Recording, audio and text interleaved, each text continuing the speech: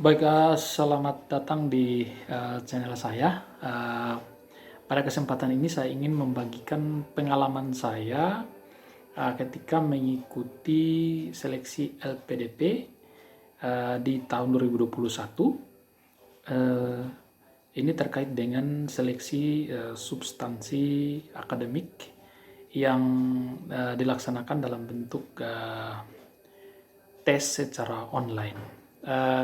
Untuk diketahui bahwa saya merupakan salah satu awardee LPDP yang baru saja lolos pada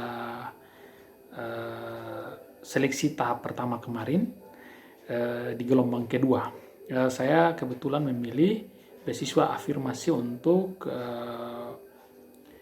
beasiswa S3 dan yang saya ambil itu luar negeri. Nah, karena pandemi, tes ini dilaksanakan secara online. Biasanya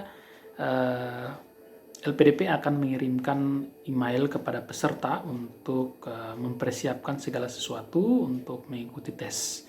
Dan tes ini dilakukan secara online dan ada software yang nanti akan dipakai untuk melakukan tes.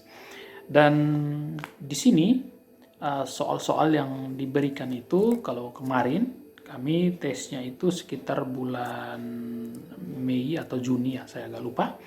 Dan ada kurang lebih 60 soal yang diberikan kepada kami itu selain dari tes wawasan kebangsaan ya. Ada 60 soal. Dan yang saat ini saya akan informasikan atau saya sampaikan itu adalah terkait dengan soal-soal substansi akademik selain daripada tes wawasan kebangsaan. Dan sebagaimana saya sebutkan tadi bahwa terdapat 60 soal. Nah, 60 soal ini dibagi menjadi 3 bagian, yaitu yang pertama itu penalaran verbal, lalu yang kedua itu kuantitatif, dan yang ketiga itu pemecahan masalah. Nah, itu dibagi, kalau verbal itu 23 soal, kuantitatif itu 25 soal, dan pemecahan masalah itu ada 12 soal. Lalu isi dari penalaran verbal ya sama seperti soal-soal di TPA ya, tes potensi akademik, di mana kita misalnya kita akan mengisi bagian yang kosong ya. Mudah-mudahan nanti saya akan bahas di video berikutnya. Misalkan topi lalu titik 2 kepala itu sama dengan misalnya apa ya yang paling cocok itu sepatu titik 2 apa. Nah, yang paling tepat itu harusnya kaki jawabannya ya, seperti itu. Nah, itu adalah contoh-contoh penalaran verbal ya. Biasanya di internet itu banyak ya. Itu saya kira kalau kita pelajari itu mudah. Lalu yang berikutnya untuk bagian kuantitatif itu ada 25 soal. Dan untuk kuantitatif ini banyak matematiknya, misalnya dalam bentuk deret atau perkalian dan pembagian pecahan, bilangan berpangkat, dan hal-hal yang lain. Misalnya ada soal-soal tertentu yang disajikan datanya, dan sebetulnya data itu tidak dipakai untuk perhitungan, tetapi hanya bisa dianalisis. Misalnya X kali Y lebih besar 2Y misalnya. X kali Y lebih besar 2Y. Lalu diketahui X, diketahui Y. Nah, pertanyaannya, apakah data ini atau kedua data ini digunakan untuk menyelesaikan soal ini? Seperti itu. Apakah hanya data pertama atau data kedua? Misalnya cukup data X kita bisa menyelesaikan soal ini atau harus dua-duanya. Ya, biasanya kemungkinan seperti itu. Jadi kita tidak harus mencakar ya, harus berhitung ya. Tetapi di sini kita diminta untuk melakukan analisis. Apakah data yang disediakan itu bisa untuk menyelesaikan soal yang disampaikan. Itu salah satu jenis soal di bagian kuantitatif. Dan deret sudah pasti, perhitungan itu sudah pasti. Jadi berlatih itu sangat penting. Dan yang berikutnya itu terkait dengan pemecahan masalah. Nah, untuk soal-soal pemecahan masalah ini ada sekitar 12, dan soal itu dalam bentuk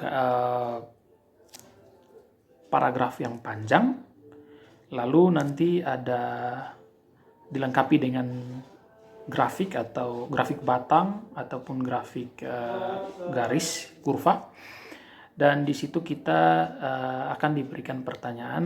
Ya, pertanyaannya itu seputar bagaimana menginterpretasikan data pada grafik tersebut. Nah, di sini memang soalnya cukup panjang, tapi waktunya itu sangat singkat. Dan karena itu maka yang diperlukan itu adalah kecepatan kita untuk membaca soal, lalu secepatnya membaca paragraf yang panjang itu dan segera menjawab. Nah, barangkali triknya adalah sebaiknya kita baca dulu soalnya baru kita kembali ke teks, sehingga kita tidak berlama-lama di situ karena waktunya itu singkat. Jadi baca soal dulu, kemudian sudah tahu soalnya kita akan kembali ke teksnya, lalu di teksnya itu kita temukan jawaban, lalu kita menjawab, lalu kita pindah ke pertanyaan berikut dan seterusnya, biar kita tidak berlama-lama dalam membaca.